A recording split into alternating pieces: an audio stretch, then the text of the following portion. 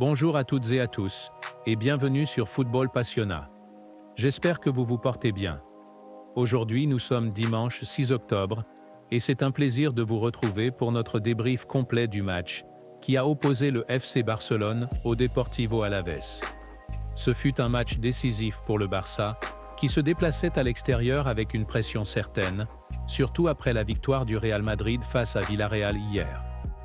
Avec cette victoire des Madrilènes, le Barça se devait absolument de gagner, afin de maintenir son avance de 3 points. Un écart précieux en vue du très attendu Clásico, qui se profile à l'horizon dans quelques semaines. Avant de rentrer dans les détails de cette rencontre, examinons d'abord les choix tactiques mis en place par l'entraîneur du FC Barcelone, Hansi Flick.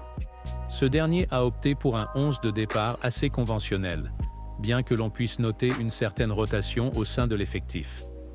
Au poste de gardien, Iñaki Peña a été titularisé, tandis qu'en défense centrale, nous avions une association entre Kubarski et Nigo Martinez. Concernant les latéraux, Héctor Fort a été aligné sur le flanc droit, occupant le poste habituellement tenu par Jules Koundé, à qui on a offert un peu de repos, sans doute en vue de ses prochaines échéances avec l'équipe nationale française. Du côté gauche, c'est Alejandro Baldé qui a pris place. Au milieu de terrain, l'entraîneur a misé sur un trio composé de Marc Casado, Pedri et Ferran Torres, ce dernier évoluant en position de numéro 10. Sur les ailes, Rafinha occupait le flanc gauche, tandis que le jeune prodige Lamine Yamal était positionné à droite, et bien sûr, en pointe de l'attaque, l'inévitable Robert Lewandowski. Ce 11 de départ semblait offrir un bon équilibre entre créativité offensive et solidité défensive. Mais le match a rapidement connu un premier bouleversement. Dès les premières minutes de jeu, après seulement 4 à 5 minutes, Ferran Torres a dû quitter le terrain, blessé lors d'une action qui aurait pu être mieux gérée. À ce moment-là, Lamine Yamal a failli ouvrir le score sur une passe de Rafinha, mais il s'est trouvé en position de hors-jeu, annulant ainsi l'opportunité de marquer. Suite à la sortie de Ferran Torres, Eric Garcia a été immédiatement intégré à la rencontre, un changement qui a nécessité un réajustement tactique au milieu de terrain. Pedri, qui évoluait initialement dans une position plus basse, a été repositionné plus haut sur le terrain, tandis qu'Eric Garcia et Marc Casado ont formé un double pivot, assurant un meilleur contrôle au cœur du jeu. Ce réaménagement a permis à l'équipe de retrouver rapidement son équilibre et de maintenir une dynamique de jeu fluide malgré ce changement imprévu. Du côté d'Alavés, bien que l'équipe soit encore en phase de reconstruction après son retour en Liga, elle a proposé un 11 qui, bien qu'il ne compte pas de grandes stars de renom, a tout de même montré de la cohérence et de la discipline. Vous pouvez d'ailleurs voir leur composition affichée à l'écran. Il est compréhensible que l'équipe se reconstruise encore, car revenir en Liga n'est jamais une tâche facile, surtout avec le niveau actuel de la compétition. Cela dit, leur collectif reste solide malgré un manque de grands noms, et ils étaient bien décidés à poser des difficultés au Barça. La rencontre a ensuite pris un tournant décisif, grâce à l'efficacité du pressing orchestré par le Barça, et plus particulièrement grâce à un Rafinha en très grande forme. Ce dernier a été tout simplement exceptionnel lors de la première mi-temps, contribuant directement à 2 des 3 premiers buts marqués par les Blaugranas. Tout d'abord, sur coup de pied arrêté, il a parfaitement trouvé Robert Lewandowski, qui ne s'est pas fait prier pour convertir cette opportunité en but. Quelques instants plus tard, Rafinha a une nouvelle fois démontré sa capacité à faire la différence en délivrant une passe décisive dans le jeu, suite à une récupération très haute de Pedri. Ce dernier, en interceptant une passe d'un joueur d'Alavés, a immédiatement lancé Rafinha dans la profondeur. Celui-ci, après avoir éliminé un adversaire avec finesse, a trouvé Lewandowski au bon moment, qui n'a eu qu'à conclure d'une frappe précise. À ce moment du match, le score était déjà de 2-0 en faveur des Catalans, et l'équipe ne semblait pas vouloir s'arrêter là. Le 3e but du Barça a été une véritable œuvre collective. Tout a commencé par une magnifique passe de Marc Casado, qui a délivré un véritable bijou de ballon en direction d'Eric Garcia. Celui-ci, bien placé, a su parfaitement servir Lewandowski qui, une fois encore, n'a pas tremblé face au but, inscrivant ainsi son 3e but personnel en seulement 30 minutes de jeu. Avec un triplé de Lewandowski en poche et un score de 3-0, le Barça dominait totalement son sujet, en laissant très peu d'espace à l'adversaire pour espérer revenir dans la partie. Revenons sur une autre action clé de cette première mi-temps, qui aurait pu porter le score à 4-0 si la finition avait été meilleure. Rafinha, encore lui, a réalisé un contrôle de grande qualité, suite à une passe en profondeur de Nigo Martinez. Ce dernier, depuis son poste de défenseur central, a régulièrement cherché à casser les lignes adverses en lançant des balles longues, et cette action n'a pas fait exception. Grâce à un placement impeccable et une vision de jeu exceptionnelle, Rafinha a su contrôler le ballon dans une situation pourtant complexe. Malheureusement, sa tentative de frappe n'a pas trouvé le chemin des filets, et l'occasion de creuser encore davantage l'écart a échappé au Barça. On peut toutefois comprendre pourquoi il a choisi de tenter sa chance, plutôt que de chercher la passe vers Lamine Yamal, qui était pourtant bien positionné. Quand on est dans un tel moment de confiance, on cherche naturellement à conclure par soi-même. En parlant de Lamine Yamal, sa présence a été plus discrète durant cette première mi-temps. Une des raisons principales réside dans le fait que Hector Ford, aligné au poste de latéral droit pour suppléer Jules Koundé, n'a pas suffisamment apporté de soutien dans les phases offensives. Contrairement à Koundé qui a l'habitude de monter et de proposer des solutions supplémentaires en attaque, Hector Ford a opté pour une approche plus prudente. Cela a certainement limité les options de Lamine Yamal, souvent isolé sur son aile droite. On a donc vu un Lamine Yamal moins incisif qu'à l'accoutumée, ce qui n'enlève rien à sa qualité de jeu, mais met plutôt en lumière le manque de connexions offensives sur ce côté du terrain. Sur le côté gauche, la situation n'était guère différente pour Alejandro Balde, qui a lui aussi été relativement discret. Bien que son couloir soit resté ouvert à plusieurs reprises, nous n'avons pas vu Balde prendre suffisamment l'initiative de monter, probablement en raison des ajustements tactiques qui le laissaient sans véritable soutien offensif sur cette aile. Ce manque d'exploitation des côtés a donc conduit à une concentration du jeu dans l'axe, où des joueurs comme Pedri, Casado et bien sûr Lewandowski ont été plus impliqués. Néanmoins, cela n'a pas empêché le FC Barcelone de dominer complètement cette première mi-temps.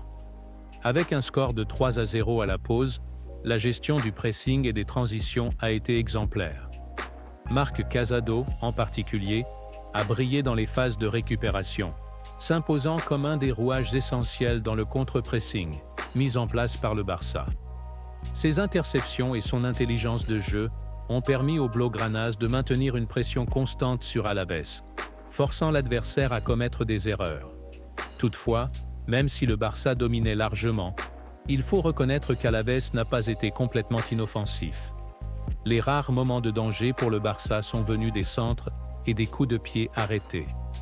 Alavés a notamment réussi à exploiter certaines lacunes dans la défense du Barça, en particulier lors de situations de centre, où la vigilance des défenseurs a parfois laissé à désirer. Il y a eu plusieurs moments où Kubarski, le défenseur central, s'est retrouvé en difficulté sur des duels aériens. Vers la fin de la première période, Alavés a même cru réduire le score à 3-1 après une action construite sur un centre.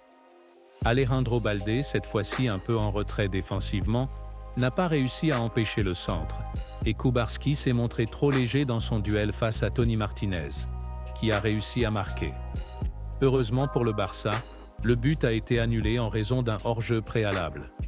Cependant, ce genre de situation rappelle que même dans un match bien maîtrisé, des failles peuvent apparaître, en particulier sur les phases de centre et les coups de pied arrêtés, où la concentration doit être maximale.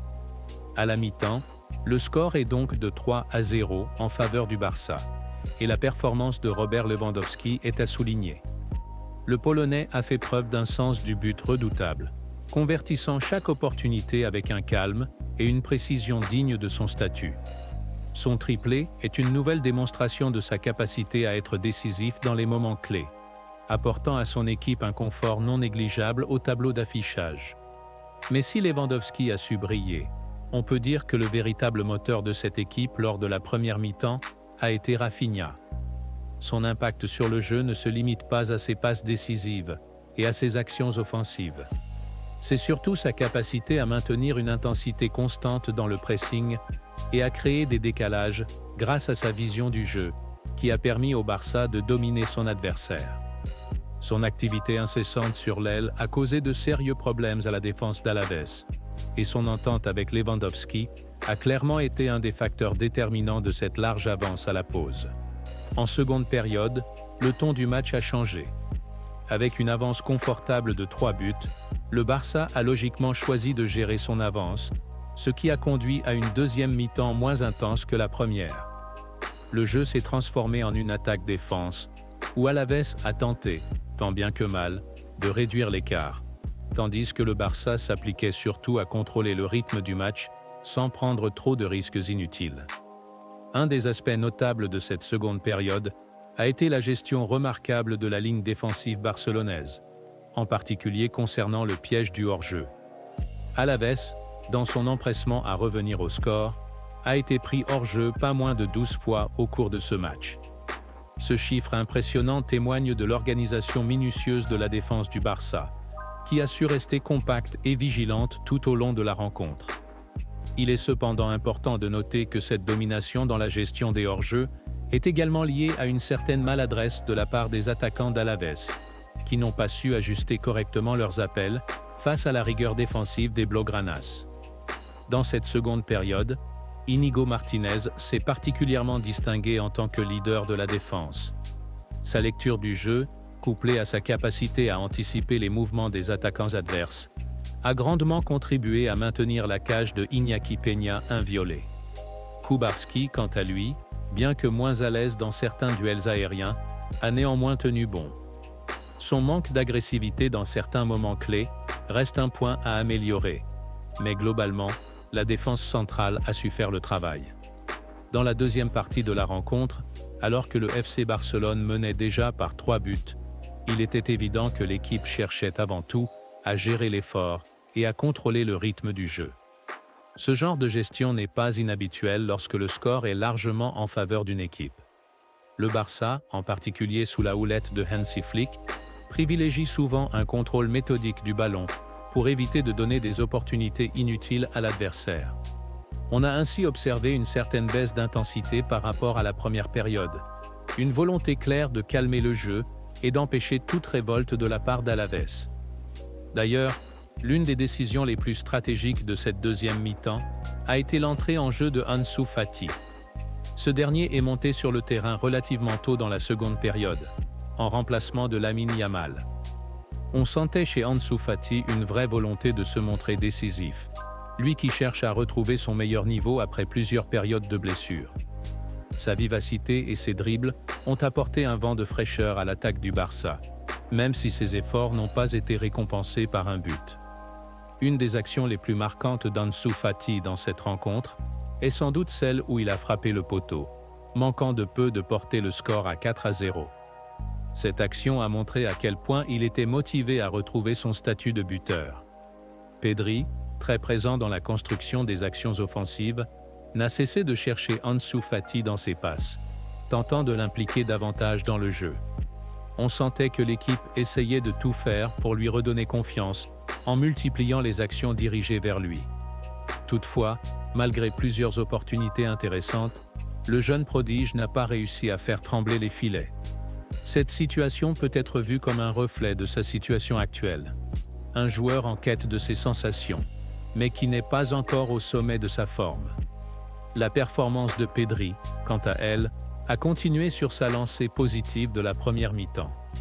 Toujours aussi élégant balle au pied, il a su dicter le tempo du match avec sa vision de jeu et ses passes millimétrées. Pedri a, à plusieurs reprises, été le chef d'orchestre des attaques barcelonaises, orientant le jeu avec précision.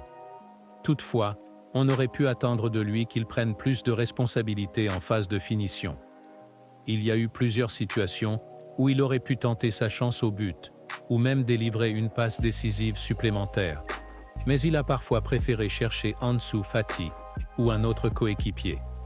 Cet altruisme, bien que louable, pourrait parfois limiter son impact direct sur le score.